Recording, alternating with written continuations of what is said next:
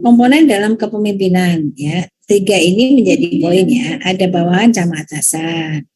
Kayak rok aja ya, rok ada atasan ada bawahan. Kemudian sorry, Buayu agak ngantuk dikit. Kepemimpinan menyangkut pembagian kekuasaan yang tidak seimbang antara pemimpin dan bawahan. Ya, kadang-kadang seperti itu.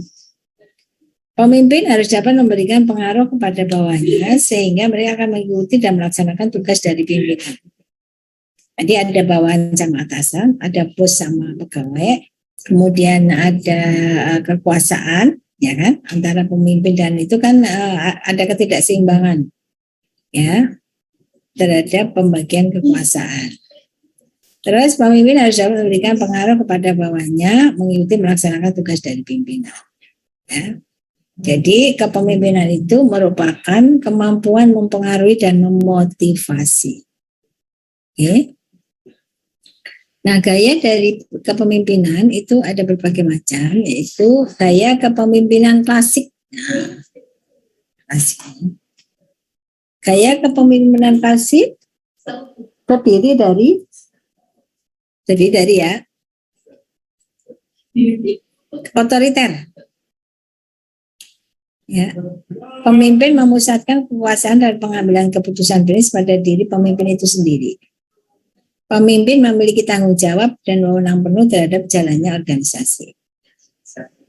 Nah, ini biasanya kalau otoriter gini itu adalah perusahaan milik pribadi, biasanya kayak gini ya.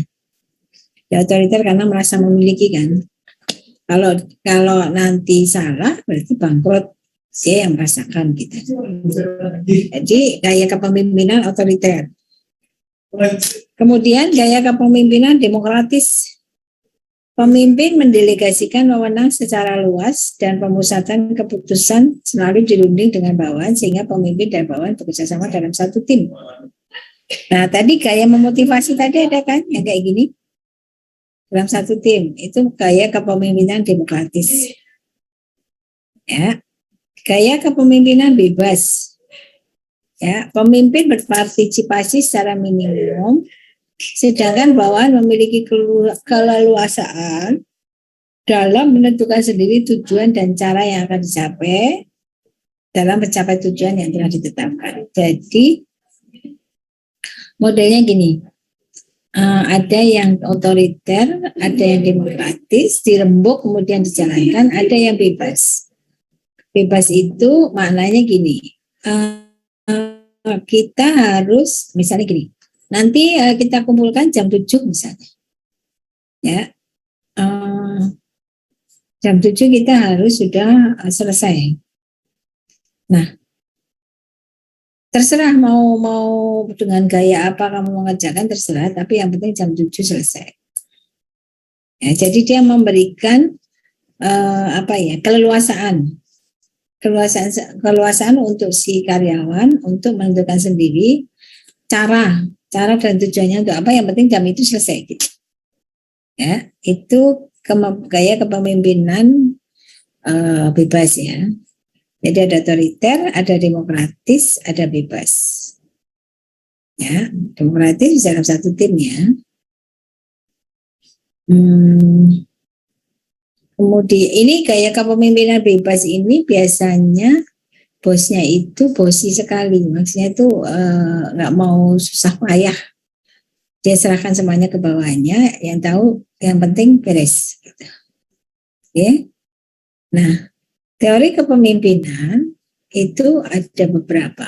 Yang pertama adalah trait teori atau teori sifat. Ya, teori ini menekankan bahwa sifat, kepribadian, sosial, fisik, dan intelektual akan mempengaruhi pemimpin satu dengan pemimpin yang lain. Jelas toh, kalau sifatnya berbeda, kepribadiannya berbeda, fisik dan intelektualnya berbeda, tentu akan berbeda dengan yang lain. Ya, ini menurut teori trait teori atau teori sifat. Ya. Dalam teori ini, itu dapat dipahami timbulnya suatu pemimpin yang memiliki sifat-sifat tertentu, seperti karismatik, pemberani, ya, ataupun pemimpin yang rendah hati. Itu menurut trait teori. Nanti akan terdeteksi, oh ini pemimpin yang sangat pemberani, oh ini pemimpin yang karismatik, oh ini pemimpin yang rendah hati. Ya. Pendekatan ini menekankan bahwa pemimpin itu dibentuk dari sifat-sifat yang dibawa seseorang mulai dari lahir. Ya, jadi dia mengabaikan faktor situasional yang berkembang sebagai akibat interaksi dengan pimpinan dan bawahan yang mungkin secara signifikan berpengaruh terhadap keberhasilan kepemimpinan seseorang. Ya. Jadi di dalam teori sifat ini mengatakan bahwa seorang pemimpin di dalam memimpin itu tergantung dari sifat kepribadian, sosial, fisik, dan intelektualnya. Ya. Maka muncul pemimpin yang karismatik, pemimpin yang rendah hati, pemimpin yang pemberani, pemimpin yang pemberang, pemimpin yang kacau, mungkin ya. Itu terbawa dari sifatnya. Ya. Itu teori trait teori. Hari ini kita banyak belajar teori-teori. Kemudian behavior teori, teori perilaku. Teori perilaku kepemimpinan, perilaku spesifik membedakan pemimpin satu dan pemimpin yang lain. Pendekatan ini meniti perhatian pada dua aspek penting dalam kepemimpinan, yaitu fungsi-fungsi kepemimpinan dan gaya kepemimpinan. Perbedaan dengan teori sifat, bahwa dalam teori sifat menyatakan kepemimpinan dibawa dari lahir, ya. Jadi mereka berbeda karena dari lahirnya sudah seperti itu. Gitu.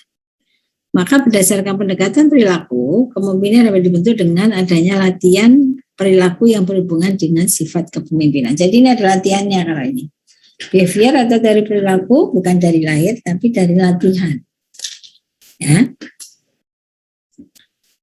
Nah, teori perilaku itu dibagi lagi menjadi teori Ohio State University. Dari telaah teori Ohio ya. Teori perilaku itu ada struktur prakarsa, yaitu sejauh mana seorang pemimpin berkemungkinan mendefinisikan dan struktur peran mereka dan peran bawahan dalam upaya mencapai tujuan. Ya, itu struktur prakarsa. Kemudian yang kedua adalah pertimbangan atau consideration. Yaitu sejauh mana seorang pemimpin berkemungkinan memiliki hubungan pekerjaan yang ditandai saling percaya, menghargai bawahan, dan memperhatikan perasaan mereka. Ya, teori Ohio State University itu ada struktur prakarsa, inisiatif struktur, dan pertimbangan atau consideration. Ya. Terus yang kedua, menurut telaah Universitas Michigan, ya. Model ini membagi pemimpin dalam dua fungsi. Ya, yang pertama adalah berorientasi karyawan, merupakan pemimpin yang menekankan hubungan antar pribadi. Itu menurut telaah Michigan ya. Terus yang kedua adalah berorientasi produksi, merupakan pemimpin yang menekankan aspek teknik dan tugas dari pekerjaan. Ya, berorientasinya kepada karyawan, berorientasinya kepada produksi. Ya. Jadi kalau produksi berarti dia melihat dari aspek teknik atau tugas dari tugas dan pekerjaan. Oke.